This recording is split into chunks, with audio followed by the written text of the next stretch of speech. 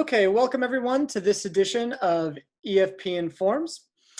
For those of you who are new to our webinars or who don't know me, my name is Charlie and I'm one of the senior research analysts at the Economic Forecast Project. I'm also a PhD student at the University of California, Santa Barbara, and I study under my advisor, Peter Rupper.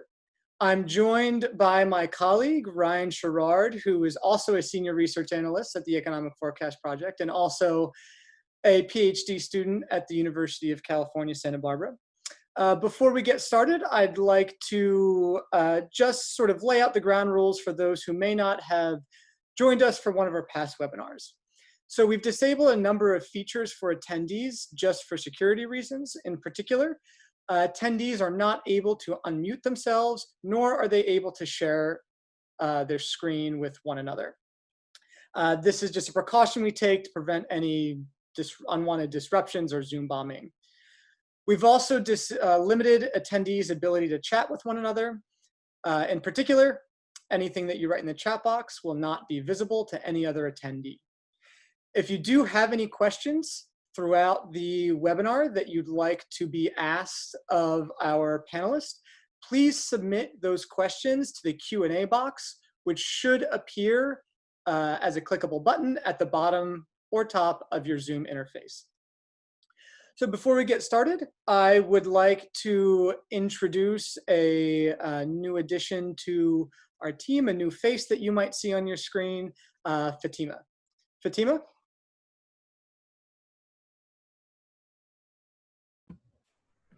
Thanks, Charlie. Hello, I'm Fatima Venzer. I'm the Associate Director of the UC Santa Barbara Office of Event Management and Protocol. And with the support of its generous sponsors and the dedicated leadership of its board of directors, the UCSB Economic Forecast Project is able to produce such great resources. And folks are really hungry for such information, especially in this time when data is critical in decision-making in all aspects of our economy. And so the Events Office looks forward to expanding the reach of EFP and these webinars to the broader community. That expanded exposure begins today with the streaming of this webinar on Facebook Live to the official UC Santa Barbara Facebook page. For additional resources, including examples of past economic impact studies, you can visit the website at efp.ucsb.edu, and the direct link will also be added to the chat box momentarily. And so now I'd like to introduce the Executive Director of the UC Santa Barbara Economic Forecast Project and Professor of Economics, Dr. Peter Rupper. Great. Thank you, Fatima. Great to have you on board. So, as Fatima said, we're trying to get a bigger reach out there. And, it's a time when we really need it. And I kind of want to say somebody up there doesn't like us. And, so what's going on? Right now, we've got, the pandemic. We've got fires. We had 11,000 lightning strikes in the last three days in California. We have a record heat wave. It's just, there's so much going on right now that I almost feel if the audience was willing, we should do this twice a day. I mean, the information is coming out so fast. And I have to say that, before the pandemic started, most economists just kind of sat in their chair for a month until new data came out, or a quarter. And now you're just bombarded with data. So I think it's super important right now that we try to get that information out as quickly as we can to understand, not only where we are, but where we might be headed. And so, to that extent, we have three fabulous speakers with us today. And I think most of you know some of them. So Chris Ludeman, Chris has been with us before when we were at the Granada Theater. And I should first say, all three of these people I'm going to introduce are UCSB alums. And so it just shows you how far you can get with a degree from UC Santa Barbara. And Chris he's a global president of capital markets for CBRE. And he can correct me if I'm wrong, but I think CBRE is the largest commercial real estate firm in the world, an investment firm, and something like 25 billion in revenues last year. So and they basically do so many different things. And Chris knows this stuff. He's the head of global, he's the global president, really understands things happening globally, but also nationally as well. And it's great to have Chris on board. And we also have with us is Bob Tueller. Bob is the principal and founder of Radius Commercial Real Estate, and former soccer player at UCSB. Their firm has been around since, I can't say because it'll give Bob's age away, so I'm not going to tell you that. They've been here for a long time. And the other speaker we have today is Francois Dijon from Hayes Commercial Group, also a soccer player years back, and really looking forward to hearing what they have to say. So the way it's going to work today is each of the speakers is going to spend a few minutes explaining what they're seeing in their world, maybe 5 minutes each, or whatever they need. Then we're going to get into a conversation, and about 20 minutes left to go, or 15 minutes, we're going to begin to have audience questions that will be read by Ryan. So let me just start just quickly before I bring Chris on board, that we're really living in a topsy-turvy world right now. And this topsy-turvy world, there's some big winners and there's some big losers. And we've seen things like GDP, record declines in GDP, record declines in employment, record increases in initial claims. And by the way, the initial claims that came out this morning wasn't a good sign. They increased a little bit after decreasing for many, many weeks. And what's really hurting is how we understand the data. And I say that because a lot of the data that comes out from the government is seasonally adjusted data. And I can tell you right now that the seasonal adjustment factors are just crazy, given that what we're seeing now. So it's really critical that you understand sort of the data as we see it and what it means. The other things we've seen, the stock market is breaking a record every day. At the same time, we saw GDP fall by 33%. Again, unheard of. What do people believe is going to be happening in the near future? Well, as I said, it's a topsy-turvy world, and many people believe that many economists are forecasting Q3 GDP growth to grow by 30%. So we had the largest decline ever in the history of the United States, and we're probably going to see the largest increase we've ever seen in the history of the United States. And with these kinds of gyrations, it's very, very hard to make any sense of really the underlying data. And so that's why we're here today. We're going to try to get to understand real-time data from each of them, and then to sort of think about what we're seeing in the future. So with that, I'd like to introduce Chris Ludeman and see what he's seeing out there in the world today. Thank you, Peter. I will tell you, I'm out in Long Island, and I have been sequestered here since the middle of March. And in addition to what you're having out there, we probably also had frogs and locusts. So maybe that's a sign to all of us that maybe all the things we're talking about are less important. But I'm really pleased to be here. And anytime I get to participate with friends and colleagues from UC Santa Barbara, it's a great day for me. I left the university in 1980, so that will tell you just how old I am. But I've been with our company since that time, so 40 years. Some people can get new jobs and other people can't. But the reason I bring that up is it gives us some context to my remarks today, and that is, as Peter indicated, we do have some scope and scale. We have 100,000 employees around the world. When I joined the company 40 years ago, we probably had 1,000. So we've grown a lot, both functionally and geographically. The business that I look after, so that brings me some things that might be interesting to others, is our capital markets business, and that's our equity sales business, our debt intermediation business, and our real estate investment bank. In 2019, my group intermediated about $300 billion in capital around the world, capital markets engagements. So that really means I know a little about a lot of things in a lot of places, not very much about anything. But maybe but I can tell you about how capital's flowing, if people are interested in that, where it's flowing from, how it's changed over time and what we expect in the future, but I'll leave that perhaps for the discussion piece, Peter. But I thought from a national perspective, because I know the other panelists have a lot to say about California specifically and Santa Barbara, so I'll maybe bring something a little bit different.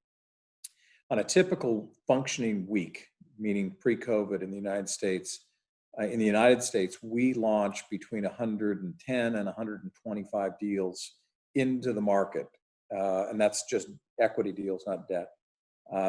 And that was holding true. We had a phenomenal first quarter. Actually, year over year, our business was up. We saw some of that same phenomenon around the world. But as of March 12th, we saw a big change. And it was remarkable how quickly that change happened. So that 120 to 125 deals that we launched a week dropped like a rock by about 70% starting the third full week of March. In a typical functioning market, we signed 4,000 confidentiality agreements in any given week. So kind of one every minute of every day. That dropped by more than 70%. But what should be encouraging to all of us, and we track this data every week, is we've started to crawl back. So we've, instead of, remember that high water typical mark of 125 deals, we're now launching 75 to 80 deals into the market. So we kind of cut the difference in half. The demand indicator for signed confidentiality agreements, we probably cut that by 2/3. So the market is starting to get much more active. And during this last 5 months, we've really had this question that we had to talk about around liquidity, durability of income, and mobility. How do you get capital moving, people moving, whether it's from house to house, city to city, state to state, country to state, et cetera.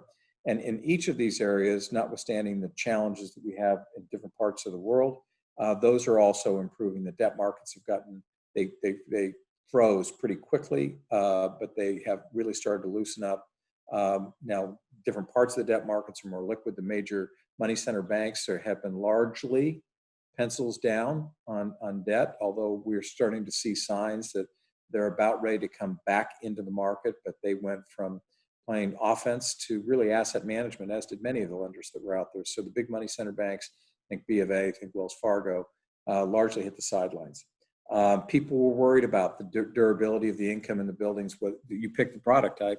They were worried whether people were going to pay rent. The stimulus that came through the system actually outperformed what we thought. And so we had rent collection. I'm going to keep retail and hospitality to the side, but in office and in logistics and in multifamily, we had rent collections that were far better than we expected. And we track that every week. We manage about 7 billion square feet of real estate around the world, so we have pretty good debt on that. What the markets really are telling us today, what is most interesting, I'll start to talk about the type of product they want. It's core, and by core that means it's the best buildings in the best markets and submarkets with the best credit, meaning long, durable income streams, and to the extent there are one or two tenants in a large office building, much better than a multi-tenant building. So they want that durability, high degree of confidence, and when we have that product to bring to the market, we will have wide and deep bidding pools that is both domestic and global. What kind of products do they want? They want, first and foremostly, multifamily and industrial have continued to be the darlings of the industry, dependent upon the type of office that's either benign to negative.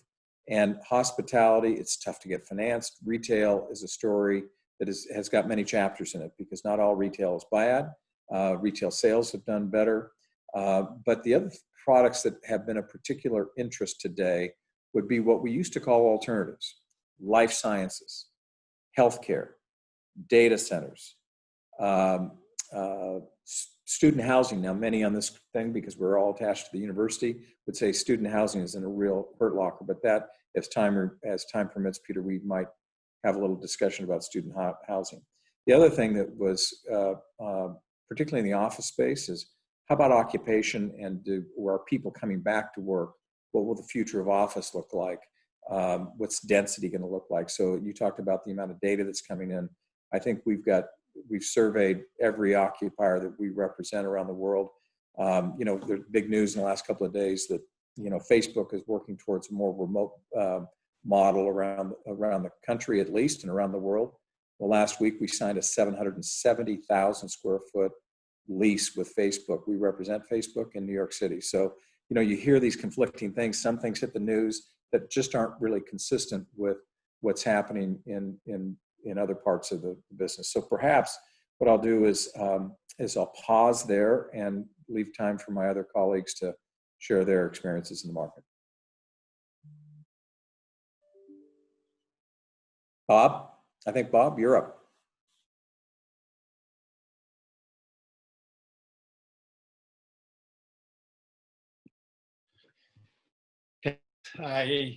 The thing that I get questioned about all the time, and this has been continuous here for the last 4 years, is what's happening with retail.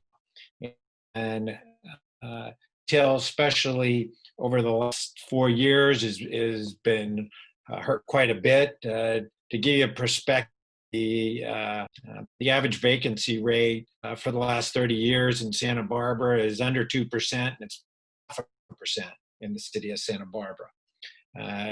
Then starting about years ago, we started seeing the vacancy rate go 3%. One thing that's a little bit surprising is first quarter, the vacancy rate actually went down from 3.8% down to 3.5%. And that was primarily due to just a lot of actions that were being over the previous 3 to 12 months, because retail deals can take up to a year together, and the spaces become rented. But the vacancy rate right now, which is right around 3.5% at the end of the second quarter, does not reflect how many retail tenants are struggling and are about to close. And the biggest effect that we've seen on retail tenants has been downtown. And downtown, that's probably where most of the questions get asked. And what's happening down? Why so many stores going? Our downtown Santa Barbara is the most visible. And 4 years ago, our retail vacancy rate was only 1%. And right now, it's around 13%. But in January, our downtown was right around 10%. And so since January, the retail vacancy rate through second quarter was 30%. More stores come on vacant, so now as a little bit over 14%. One of the biggest changes that I saw, Peter and I were fortunate to be on the City of Santa Barbara Retail Opening Task Force, is we got to see a lot of community members come together, make recommendations, and then the city actually implement those. And one of the things that I was most impressed is in a very short time, they went along with the task force recommendation for closing down State Street. I think that's made a huge change. It virtually turned State Street around overnight. And back in late May, that they opened down State Street. And we saw the amount of people, the traffic, more than double. And I've talked to a lot of retail tenants down there, or mostly the restaurants, and a lot of them have said they're doing better now than pre-COVID, which is very surprising to hear that. Right around beginning of May, people were asking me, what do you think the vacancy rate's going to go to on downtown? And I thought, it wouldn't surprise me if within a year, 20 to 30%. That is a huge number. And to go north of 20% would take us 5 years or longer to get back to 10% where we were in January. And I think by closing downtown, what it's done is it's slowed down tremendously the amount of vacancies that are going to be popping up. One of the things that right now, today, we're at 14%. It wouldn't surprise me by the year that we're going to see that number spike up, and it's going to be below 20%, but it could be as high as 18%. And that's a lot of vacancy to have in a 10-block area. One of the things that what was really surprising that you can see down here is we've got 5 blocks that don't have any vacancy. 11 and 1200 blocks, no vacancies whatsoever, and also the 500 blocks. So those blocks are doing as well as they've ever done. And then we have the 900 block, which was considered the second or third best block in Santa Barbara. It's become a black hole. It's got 7 vacancies. The other thing, if you can notice here, is that of the 33 vacancies here that it goes, 28 of them are on the west side of State Street. On the east side, you only have 5. And with most all of the vacancies are in the 8, 9, and 1,000 blocks of State Street. So when we start seeing those blocks around, I think it'll be the beginning that State Street will start improving. But again, I foresee that things are going to get worse, that there's a lot of tenants that are barely holding on right now, and we'll see more throwing in the towel over the next 6 months. And I'm going to pass it on to Fran to give his perspectives on the other areas.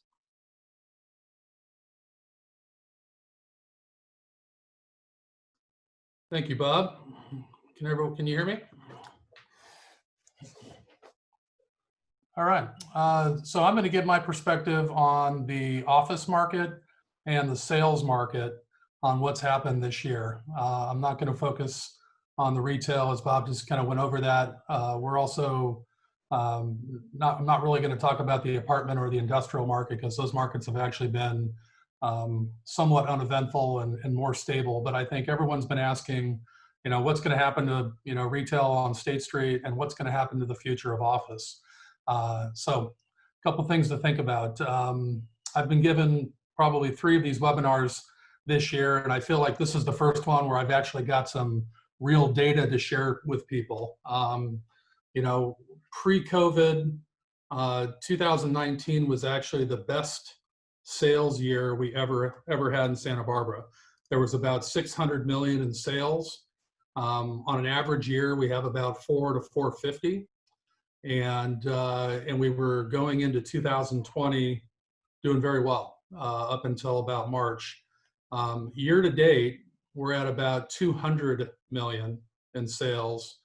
And if you annualize that, we'll be at about 320 this year. So year over year, we're probably going to be about 47% down in terms of sales volume. And in terms of leasing overall, on a typical, 2019, we had 473 leases signed in the market. This year, we have 184 year to date, annualized at about 285. So we'll be down about 40% in the leasing market. Those are very significant declines in activity, and frankly haven't seen anything like that since about 2009.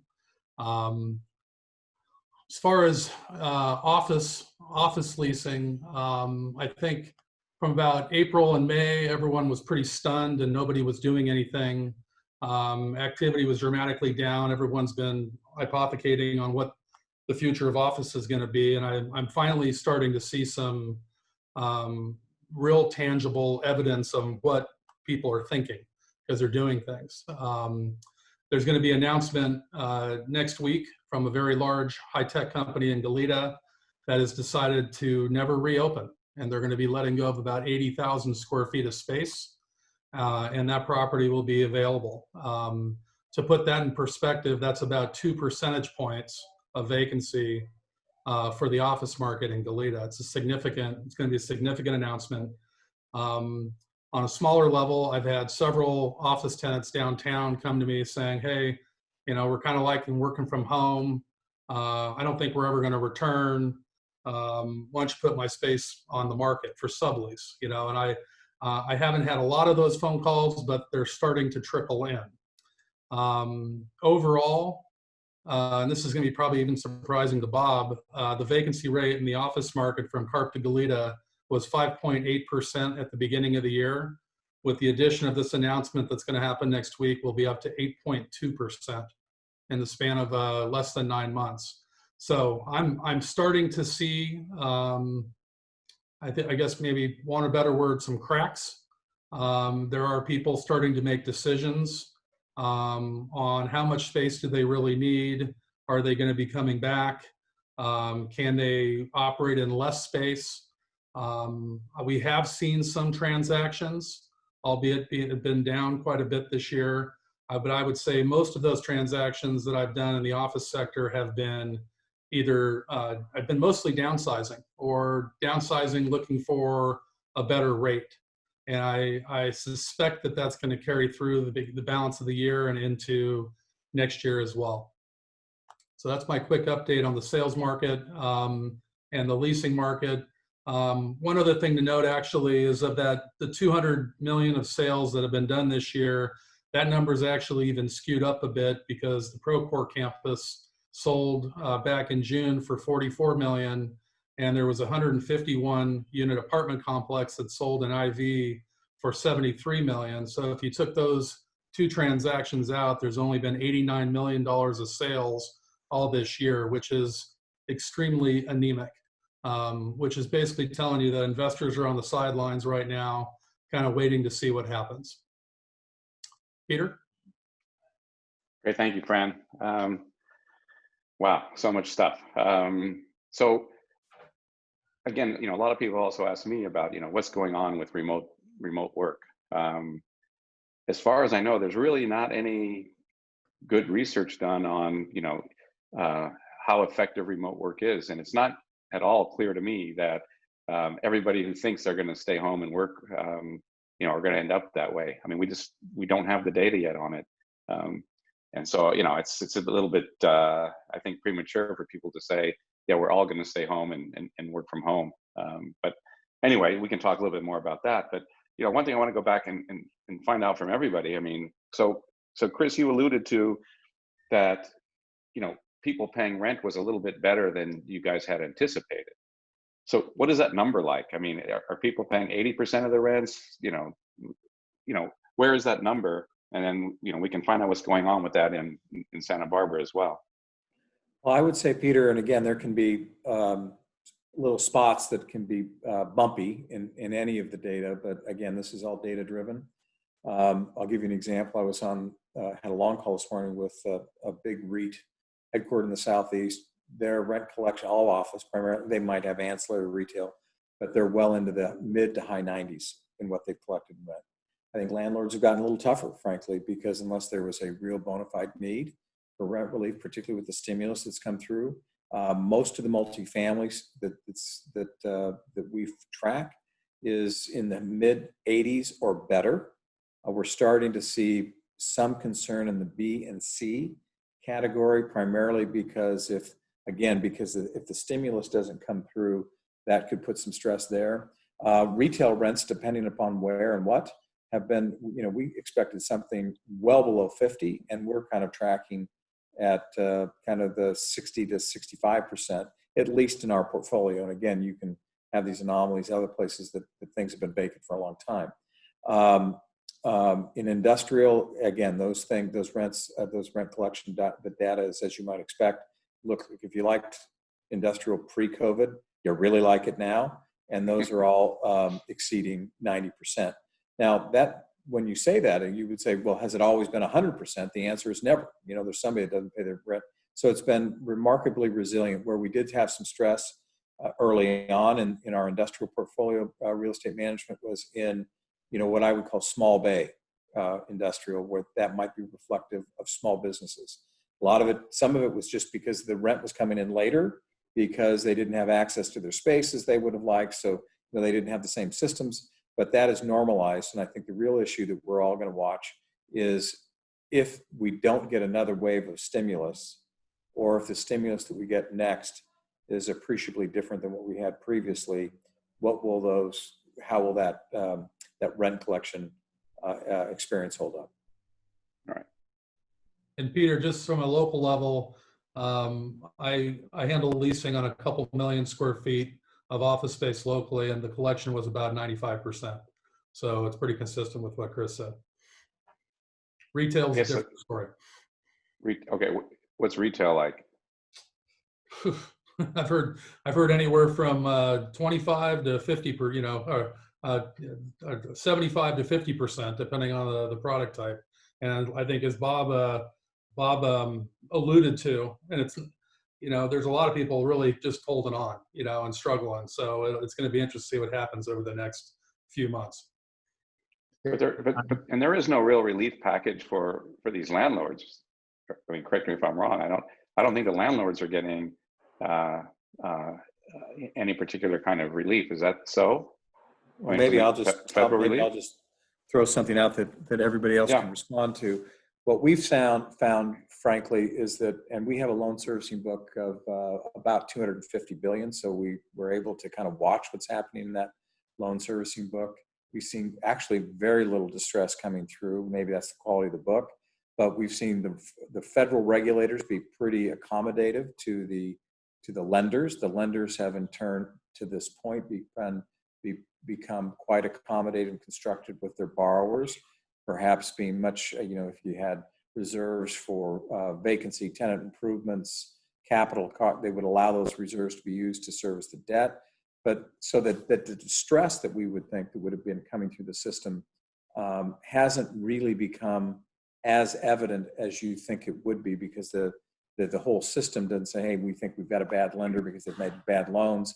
It's really, there's a recognition that something that was kind of a force majeure type of a instance with the pandemic has affected everyone. So, but we do expect distress to come through. It's obviously already happened in retail, and it's going to happen in hotels. And we're going to see a lot of hotels that will never reopen. Yesterday, there's a big hotel, if you spend any time in New York, Midtown, a Marriott, and they announced they are not ever going to reopen. So in New York City, there may be 15 to 20,000 rooms that will be perhaps put on ice forever. And we forget in hospitality that depending on the type of hotel, you have a luxury hotel, it can cost between $1,000 and $3,000 per key per month to keep a hotel closed. So they suck cash. And at some point in time, there'll be key tosses back to the lenders. What you're seeing now is the lenders don't want them. So, but that's going to come through. So there's going to be a lot of distressed jet sales, but it'll take a few more months. Yeah. One of the things that I've seen about is there are a lot of owners that have very low loan use, or the properties free here. There's a lot of properties that have been generational owners, so the flexibility on their willingness to go negotiate on rents. I've seen owners who owe little to zero have been a little bit more flexible with retail tenants, and maybe a little bit more open-minded to an office tenant. I haven't seen as many requests from industrial users for sign, but when people make requests, frequently the owners will say, let me see your financial statements, see your balance sheet, and so they'll ask for proof. And I've seen in several situations where owners told me once they asked for proof and to see what they had in their savings account, and this has more to do with office and industrial users who may have just been asking to ask, have backed off on it. If one really does need it, which I think has been more till there's been more flexibility. I think from people giving rent relief for as little as zero for a couple of months to where certain landlords are just being really firm and saying, I'm not giving any relief. So I'm seeing a spectrum. And one thing that I tell owners is, hey, it's better to keep your building occupied, because there's tenants are not running out there looking for spaces right now. So work out whatever deal you can to keep them, and hopefully they can turn it around. and not that they always listen to Fran and I, but I've encouraged them to do their best to work with their tenants. We are see rents drop on office spaces and especially on retail spaces downtown. I've seen rents downtown probably drop at least 15% or more on retail spaces. So we're starting to see more and more for lease offices and for subleases flyers coming out, and the lease rates seem to be lower than they were just in January. So I think. And Fran, I was surprised that the vacancy rate had spiked up over 8% for office space. So, Bob, you did mention that, you saw like 15%. Just to put that in perspective, so what did that decline look like during the Great Recession or right after the Great Recession? Is this that territory or bigger? Well, the recession from 2000 to 2011, I saw some rents drop much. I'm going to use the 900 block of State Street, where rents were getting $350 square foot, drop in the low twos. I mean, so that was a big drop. Okay, got it. I have not seen those drops yet. So back then, the drops were as much as 30% or more. If we want to go back to 91, 92, those rents, they dropped 50%. So we are not yet in sales and or volume of leases of where we were in 2009, 2010, or 91. We have a ways to go, but I think things are going to slow down more to get better. One thing that we got to keep in mind is there are buyers who are stepping off the sidelines, but maybe, and I want to hear Anne's take on it, there's 3 or 4 buyers for each property, even if there's still 2.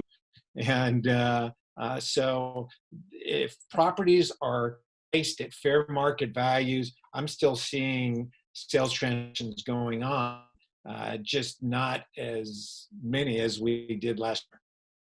Okay. Yeah, I think so. One thing, just before Fran, Chris mentioned something about hotels, and given that Santa Barbara is pretty much a tourist destination lots of times, what are you guys seeing in the hotel side of things? I mean, closures, long-term closures. Have you been hearing anything, Fran or Bob? I have a hotel buyer that I started calling around hotel owners. Well, I got to tell you, a year ago, returned my call, and a third call just to talk about it.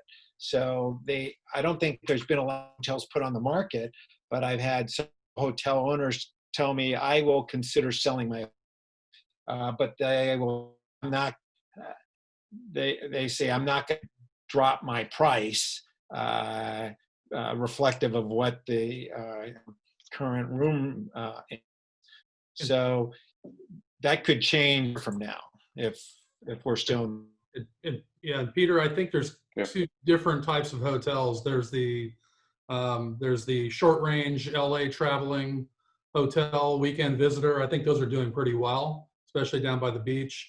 I think the business traveler hotel or the hotels that were serving UCSB parents visiting are probably not doing that great. And I've heard that anecdotally in other markets where the business traveler hotels are operating at 10 to 20% occupancy, and these kind of weekend getaway drivable hotels are actually doing okay. They're not doing what they were doing pre-COVID, but they're surviving. And I think that sector, I'm not a hotel expert by any means, but that sector to me seems like it's been the most impacted property class. And I would say right after that has probably been retail.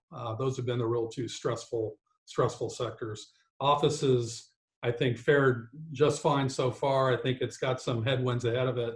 And then industrial and apartments seem to be weathering the storm the best. I see. Okay. The only thing I would add to the hotel commentary, because I think those are spot on, is that we have seen the limited service hotel business pick up. I mean, it's still not at levels that it would have been before. The real challenge is when you get these large format convention hotels, that's going to be a tough road back. And the other element that's working to the disfavor of the liquidity in the hotel business is there's no debt available for it.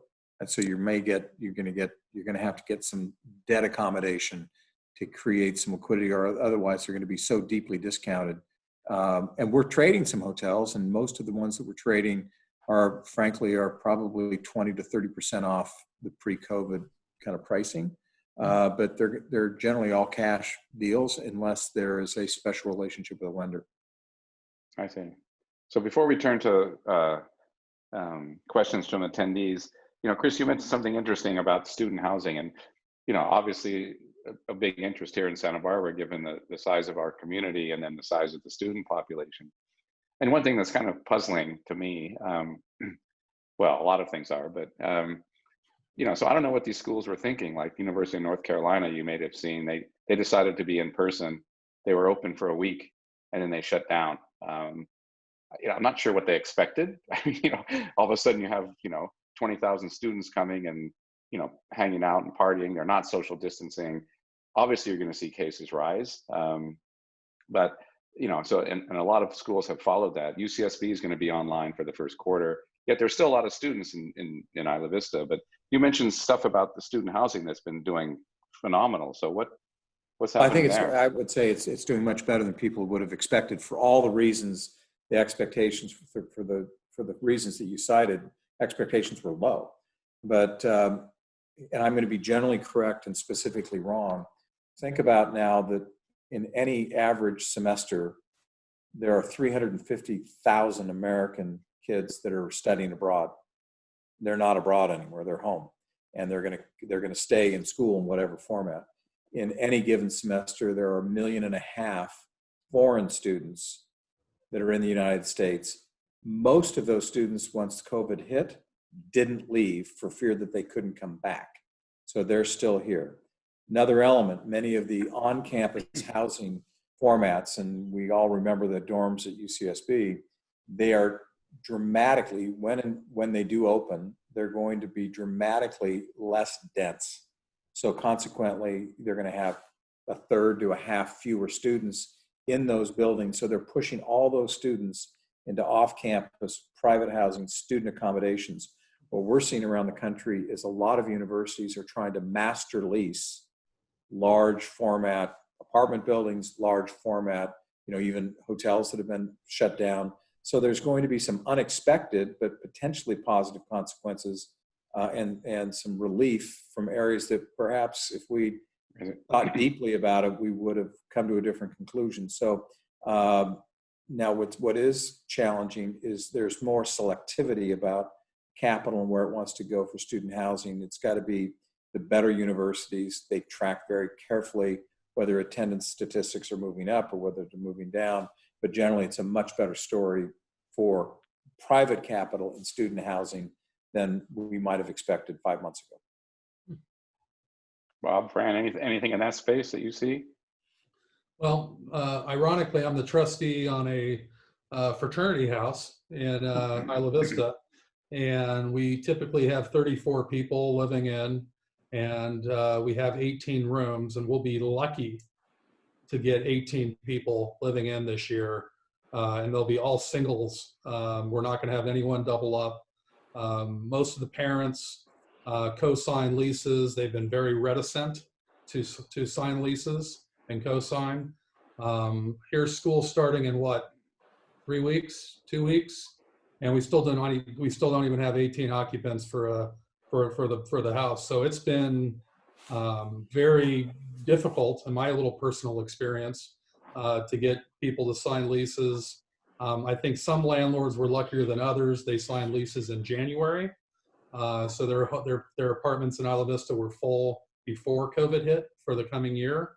We were not as lucky because we usually wait until March and April to get our leases signed. So I think there's a there's a mixed bag out there, Peter. I'm also wondering of all the people that don't come back that actually did sign leases, are they actually going to pay their rent? So there's going to be some, I think, some interesting things to watch here locally out in Isla Vista, and I'm sure it will apply to other areas as well. Okay, thanks, Baron. Okay, so now, Ryan, if you chip in and give us some of the audience questions for our panelists. Yeah, so we've been getting a lot of questions. I think there's a lot of interest in kind of trying to figure out where things are headed in the long term and in the medium term. But since we're just talking about housing, so you've spoken a little bit about student housing now, and we've talked a little bit about multifamily housing, but do you have any sense of what might happen with single family housing? So should we expect to see something like 2008, 2009 again, where there's some sort of broader housing crisis? Or do you think this will be primarily concentrated among renters? Bob, you want to tackle? You know, I don't sell homes. I call a good Bruce Fisher, another UCSB Gaucho alumni and a soccer player, if I need help. But I had a lot of people call me and say, I've been contacted by someone who wants to buy my house and offer me a lot more. I want to pay most of these homes for $1.5 million homes or more. So from what I have heard from Eddie, who's on the UCSB Economic Forecast Board, is that they are very busy, the residential market. Housing prices have gone up or they either stayed steady or gone up. And most of the situations I've heard where they've gone up. I talked to Karen Chackle at First American Title, and she said this last quarter, they've just been swamped with housing sales. So And refis. And refis. Yeah. So the drop that Francois mentioned that's happened in commercial, I think that the exact opposite has happened in residential. So Well, it's not correlating. No, that's good. So we should probably defray some of that conversation. We're going to have another EFP Informs on residential real estate. So Peter, I might just offer that what Yeah. we've seen in particularly around dense environments, Santa Barbara, I'm sure, is a beneficiary of this. As I mentioned, I'm sitting in Long Island, and the housing market, both for sale and for rent, is off the charts good. And a lot of it has to do with where is the corresponding bad. So rents, multifamily rents in the city of New York have gone down 10+%. The condo sale market is maybe off as much as 90%. So it's not as though everyone's doing well. It's a migration back to the suburbs. And the suburbs, and we're seeing some of that, frankly, from very dense office environments where they're dependent upon large lift elevators, high rises, mass transit, train systems, bus systems, subways. People are migrating out of those areas because they're just not yet convinced that they are safe and secure. One of the things that we're seeing, and I don't know, I'm not close enough to Santa Barbara anymore, with some of the civil things that are going on, the cities are becoming much, much tougher environments as well, with some of the social issues that are out there. So I think you're going to see a phenomena that for at least a period of time, the suburbs, both from a residential and commercial, notwithstanding the comments about retail, will be the beneficiaries of some of this change. So let's suppose that these trends that we're seeing of this kind of migration from dense urban environments back towards suburban, for example, and perhaps the migration of, in general, office working to more remote working continue. What would you expect to happen with the current capital that exists? So for example, take hotels. If hotels start to go under, what do you think is going to happen with the buildings? One attendee asked, mentioned that there have been discussions of the government stepping in and buying hotels as a way of aiding the housing crisis and providing housing for homeless or unsteady people. Or with office spaces, what do you think will happen to those large office spaces if remote working really does take on? there is a program right now, I want to say for $600 million from the state of California for them to go buy lower end hotels to put in the homeless. And I made an offer for our county on that. And we just get it. Someone else bid more. But the cost of these hotels are still, for the size of the room, a lot more cost per square foot than if you went and bought an apartment building. So I'm not sure that's necessarily going to be the solution. When we look back at going back to 2009-10, the same thing happened where hotels dropped in value, and just people who have a lot of money and low loan to value or own properties free and clear, they just start acquiring hotels of people who can't afford them. There becomes more sales transactions in that marketplace at just lower sales values. Yeah. Hey Ryan, let me jump in on office repositioning and stuff. So I want to be clear, I'm not convinced that we're going to have a cataclysmic change in the way people use office space. I can speak for my older business partner who is going crazy at home and sitting on Zoom calls all day. He is yearning for the day that he goes back into the office. And I think many people are. I think there are some people that are better with remote working that have probably enjoyed working from home more than they thought they would. But myself, I've worked from home for many years. However, now I have 2 teenagers sitting in my house that aren't going to school that are driving me crazy on a daily basis, and I can't wait to get back to the office. So I think the jury's out on what's going to happen with office space. Interestingly, I would have said before COVID that we would even start seeing a lot of retail buildings being converted to more creative office opportunities. I still think that could happen. I think the retail sector is more ripe for repositioning than office. Case in point, I think there's a very good chance that the Macy's building in downtown Santa Barbara, the whole 2nd and 3rd floors will be converted to office space. So I don't think you're going to see office space go away. I think you might even see more of it as retail converts in either office or residential. Well, that's what the Saks building down converted to 100% office for Amazon. That's right. Yeah, I actually agree with Francois that you're going to start to see some meaningful repurposing of some of these boxes. Now, not all of them will be repurposed, but I can give you an example. We have one of our offices in the Washington, D.C. metro area that our lease is up for renewal, and there is a large retail format that we know is leaving.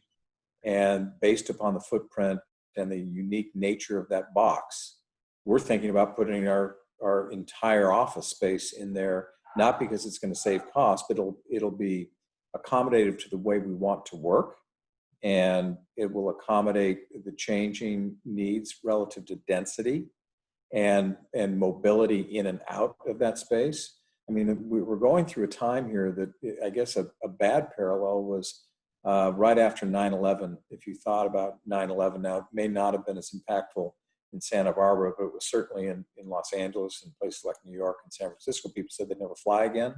People didn't want to be in high floors because of the accessibility of getting in and out of those buildings in a moment. And what happened is memories are short. And in this instance, the memory, once we get a vaccine or people realize that there's going to be the treatment for the disease, I think we'll probably migrate back to normalcy. But one of the things that I mentioned, how much we've been surveying our office occupiers around the world, not just in the United States, is I think a structural change will be a less dense environment. And we had moved over the last decade, maybe longer, to more and more density in offices.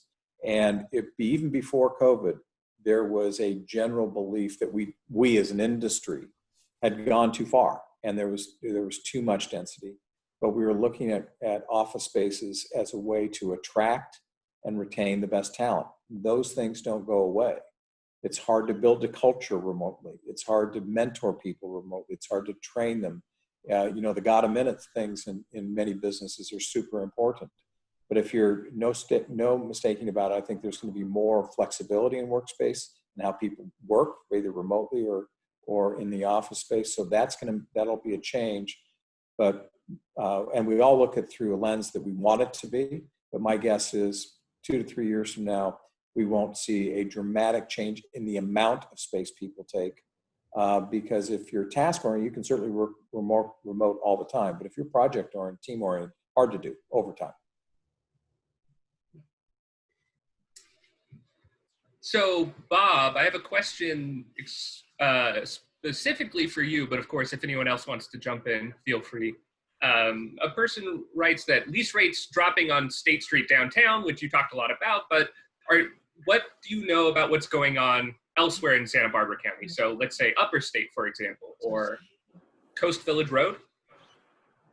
Coast Village Road has remained very healthy, and it's one of the more success stories of our Santa Barbara retail. And Coast Village Road is in the city of Santa Barbara.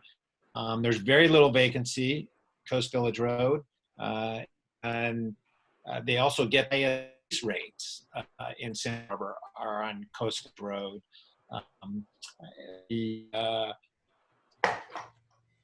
They're doing really well. Camino Real's doing great. Upper De La Vina is doing real solid. Milpas is doing well. When Lick out of their big building, 14 feet on Milpas Street, right near the freeway, multiple offers on that. I don't see multiple offers on anything on downtown State Street. So if you exclude the town area, the rest of our areas held their own very well. And one of the reasons is all those other locations are you can drive next to the door. So they're drive-to destinations more than downtown where you'll park in a city parking lot and have to go walk. It's a different type of experience together. And so I think the answer to the question is overall, and I think I was in the example that I used is overall Santa Barbara, the vacancy at the end of second quarter was 3.5%. Downtown was 13%. If we threw out downtown State Street, probably our vacancy would be 10%. Okay. That answer the question? I do want to be respectful of people's time. I know that we've hit the 1 o'clock, but you know, there's really still a lot of questions out there. So I think we'll take a couple more questions before we wrap up, if that's okay with everyone. Just a few more minutes. So one question I have, just that several people have asked. So what do you think the effect on commercial will be if Prop 13 gets reimagined? Fran, I'm going to let you answer that one. Well, Peter, remember I told you I wasn't going to go political on this. This isn't political. This isn't political. All right. So, you know, to be honest with you, I mean, one of my greatest worries about the market next year is maybe more all the changes that might happen with the government. There's been a lot of noise about Prop 13 changing. There's all kinds of noise about the apartment market and rent control and all that. And I think it's safe to say that we're going to see some changes that are going to affect the market. And I don't think they're going to be positive. So I don't want to get too much into the exactly, you know, where I think, but, you know, sure, if Prop 13 went away, that obviously all the tax base, you know, goes up and tenants' rent costs go up. That wouldn't be a good thing, in my opinion. It may force people to sell properties. There may be more friction out there, who knows, but I really hope there's not a lot of wholesale changes to capital gains and Prop 13 and all this apartment noise, because I think we've had enough. I mean, this year we feel like we've been in the twilight zone, Peter. I don't know, I'm still waiting for the locust to hit. We've had mudslides, we've had fires, we've had pandemics. We've seemed to get through everything. I'm not sure if we need a bunch of intervention right now on top of all this. No, I agree with that. I didn't mean to get political, but go ahead. Peter, I think the other thing that we recognize is many of these states that, California had a surplus, that surplus is long gone. And many states, many big cities are in those things. And so they have to substantially reduce costs and services, or they're going to have to raise taxes. And it's either going to be on the backs of people's income, it's going to be in the property taxes, but where you have healthy environments, there are going to be clear winners and clear losers. I was talking to a friend of mine that was moving a car from California to Texas, had to wait over a month because both the moving companies and the car transport companies are overbooked and he gave the numbers of people that are moving out of high cost states into what I guess we'd call it tax friendly or business friendly states. And when you see that migration change, that's going to put more pressure on people, states and municipalities to come up with revenue. And that will only probably, I think what Francois was saying, that's probably going to exacerbate the problem, not solve it. Right. I agree. Ryan, one more question? Yes. Oh, sorry. I was just listening to the conversation.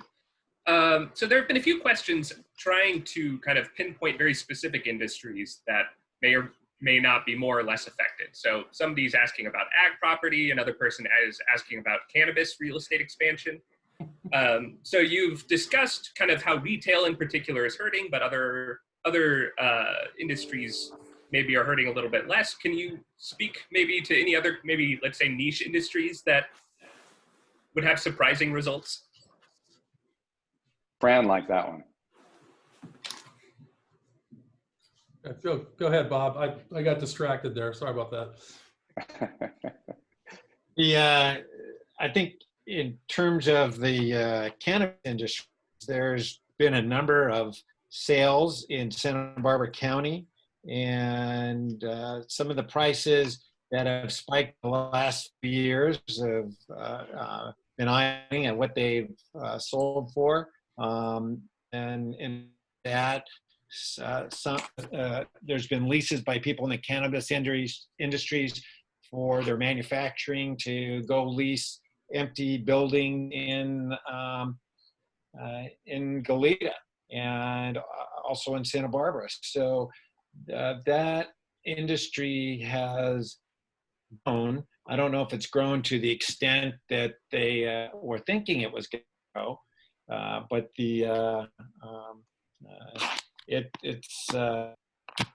it has caused price increase, and they pay premium to go into industrial buildings on the deals that I've seen them rent. One thing to look at there is that, Yep. if you're trying to finance one of those buildings that's got cannabis, if the state has approved the use of cannabis, it's still, the federal government's not there yet. So to get a federally insured bank to provide a loan, it's just not going to happen. And we've seen in certain markets where there are early movers in the cannabis space that people felt there would be an unending demand, and all of a sudden you get too much, the demand wanes, and you've got too many participants, and so it creates a different kind of supply and demand characteristic that's not always upward. Right. Well, great. We went a little bit over, but such a fascinating topic. Chris, I guess you can enjoy the afternoon now in Southampton. And Fran, Bob, thanks again for everything. Fatima, thank you so much for helping us out. Ryan, Charlie, as always, you guys do great. Thank all attendees, and remember, we're going to have this recording up on our website, efp.ucsb.edu, or I don't remember. You can Google Economic Forecast Project, and so the recording will be up there. We'll have other resources as well. And I want to thank all the attendees and thank the panelists. Have a good day, everyone. Thank you. Thank you.